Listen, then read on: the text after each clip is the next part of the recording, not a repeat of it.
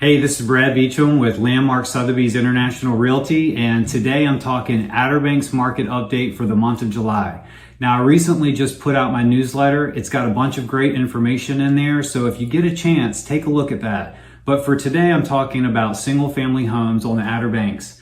So there are 317 single-family homes for sale on the market right now. That number is up by 13% from last month. And in the month of July, there were 84 properties that sold on the Outer Banks, single-family homes that sold on the Outer Banks. That number is actually down by a whopping 40% from last month.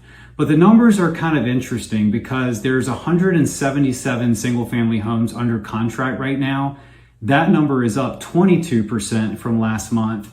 And days on market for the properties that did close in the month of July went down dramatically to 32 days on market, and they sold at 97% on average list to sale price. So what is all of this telling us about the market right now? Well, historically, year after year, the Outer Banks slows down in the months of June and July. So closings, therefore, in July and August will slow down. You'll see fewer homes closed in the months of July and August.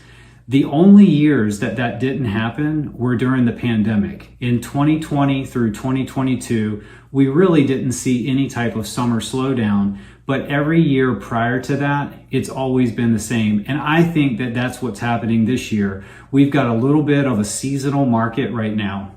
Now, what I think the numbers are telling me is that it has begun to move through towards that fall market. And that fall market typically starts to pick up in late August and definitely in September and October. And I think that's what's happening. Limited inventory on the Outer Banks is what's going to drive the market over the next few months. And I think that'll be the case for the remainder of 2023.